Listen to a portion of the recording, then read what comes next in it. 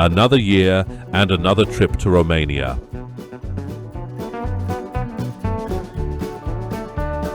While traveling through Poland, we see signs of the recent May flood, and the water hasn't receded yet. Since our route goes through Busco-Zdrój, we decide to take a look at the gypsum cast near Ciesławice and Skorocice, which most members of our team have never seen before. In the Ciesławice caves, the locals' attitude towards nature is clearly visible. However, the trash didn't stop a family of foxes from settling in one of the small caves.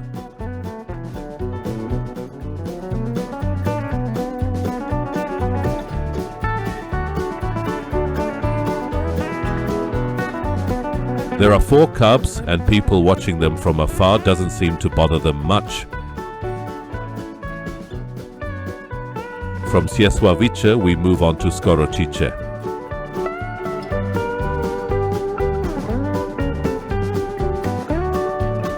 Here we approach the entrance of the Bell Cave for a brief moment.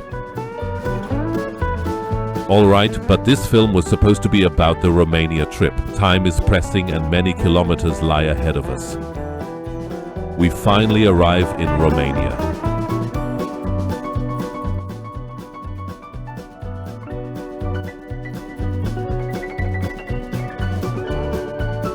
We spend the first night on a familiar pasture by the road.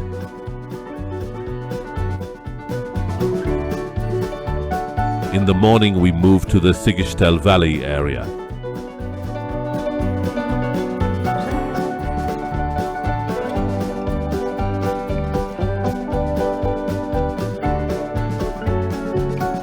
Here we start the usual hike into the gorge.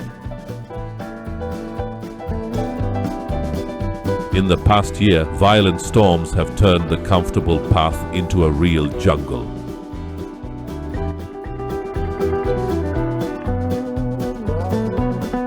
Together with Romanian tourists, we take a quick look inside the not-too-long Dracoaia cave.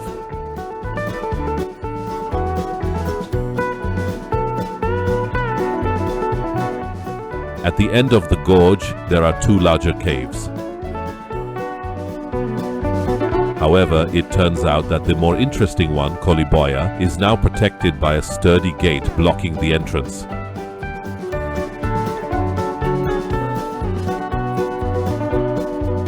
So instead, we explore the Magura cave. Things have changed here too. Since last year, a small bat colony has appeared.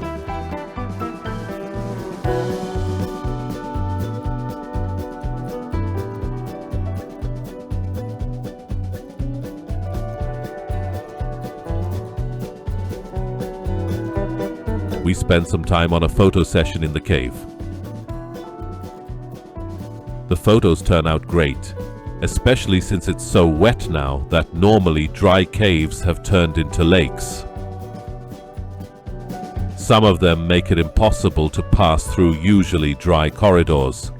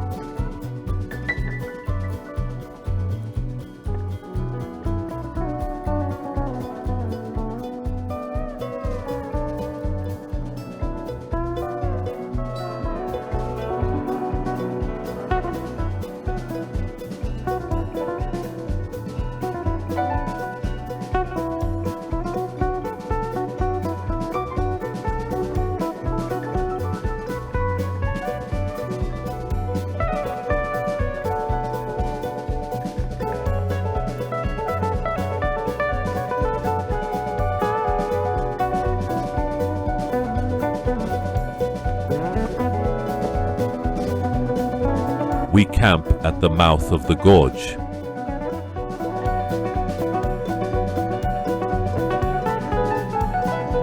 The next morning, we head to the Șureanu Mountains via Romania's incredibly potholed roads this year.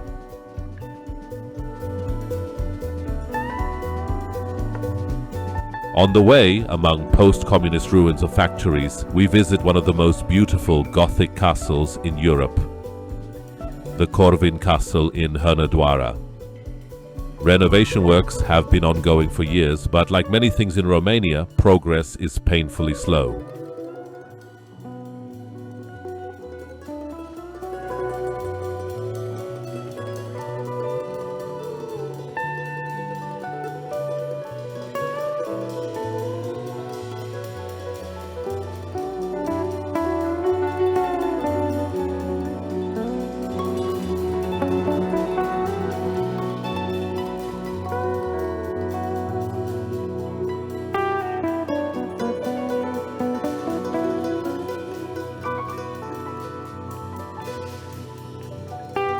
Another local curiosity are the strange yet beautiful gypsy mansions scattered across the country.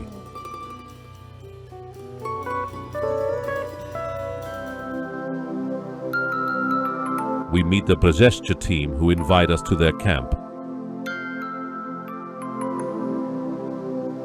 They are setting up an exploration camp in the mountains. Unfortunately, unlike them, we have no off-road vehicles.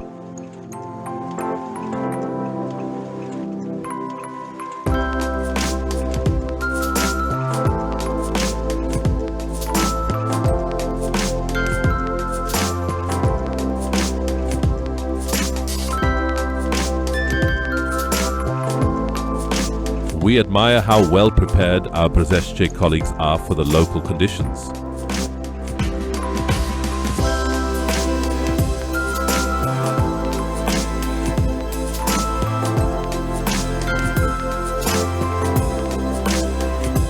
Our hosts warmly welcome us with bread and wine.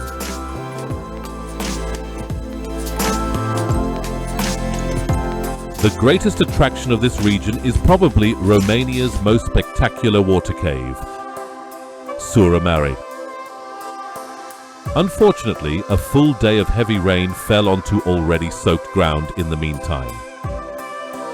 The water level in the cave is too high to attempt anything more than observing the entrance area.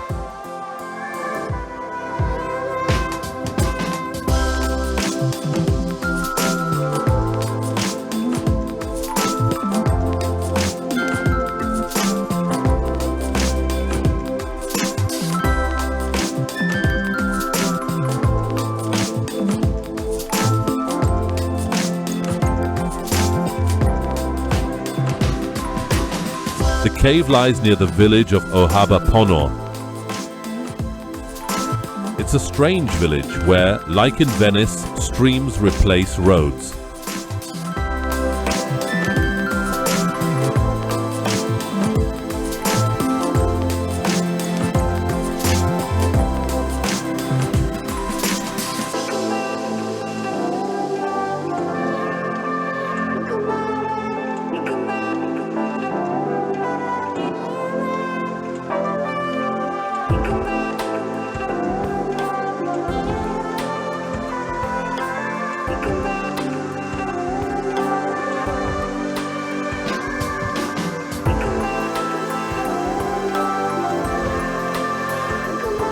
The weather is uncertain. We head back north.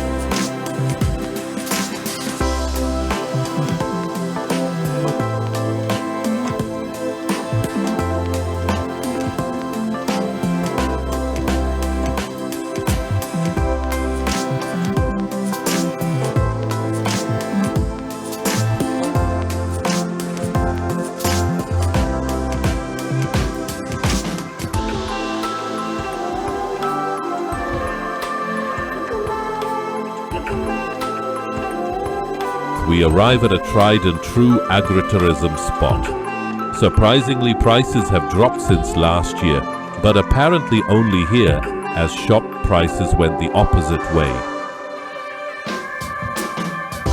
This place used to be known for its ostriches, now only one remains. Are they going extinct like the dinosaurs?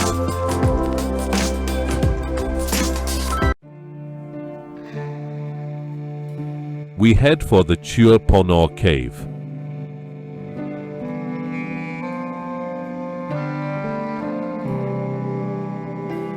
This is a 15-kilometer long system with an active stream and river flowing through it. Normally there's little water here, but not today. Without wetsuits, we quickly end up soaked from head to toe.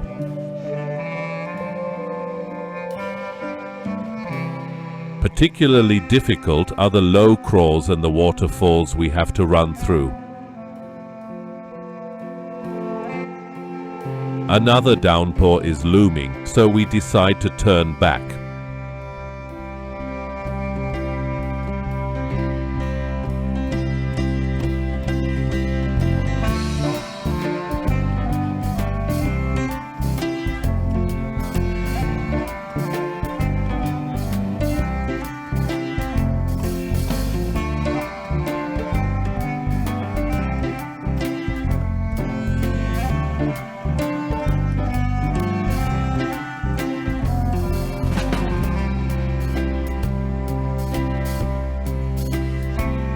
Although a short trip, it's compensated by stunning views.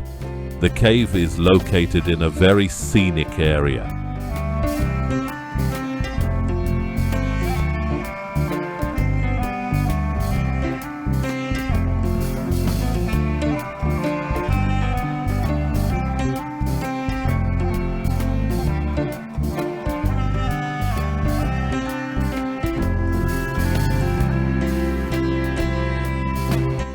Time to pack up.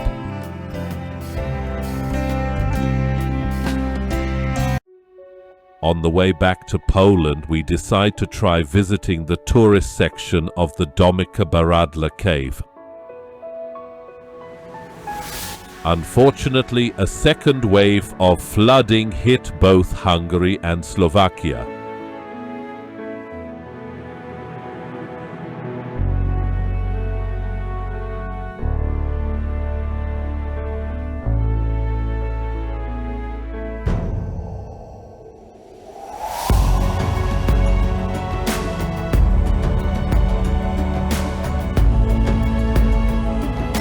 Surprisingly, Baradla Cave is partially open.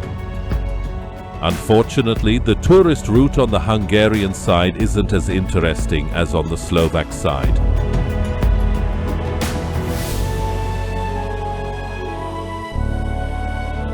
The lower levels of the cave are completely underwater.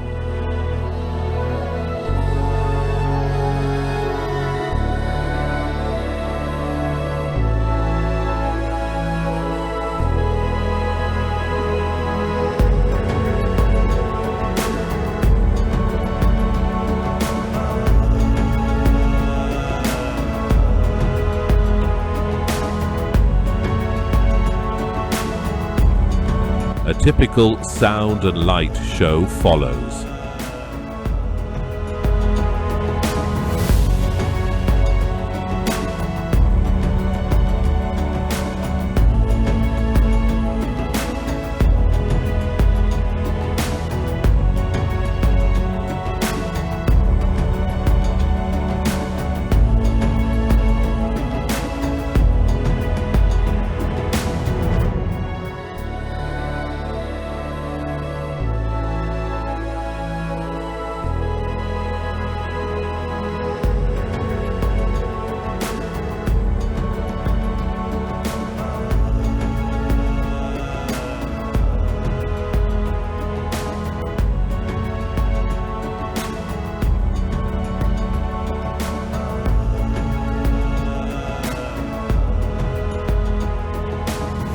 To save time, we decide to drive through a flooded road section.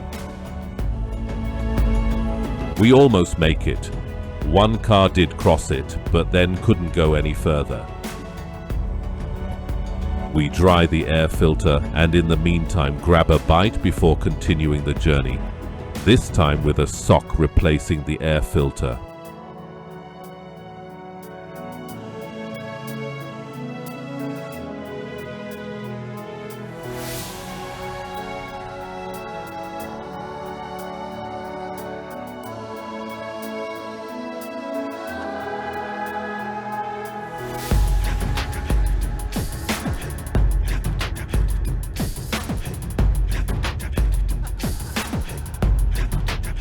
A few farewell views, and bypassing the closed flood-damaged road sections, we head toward the end of the trip.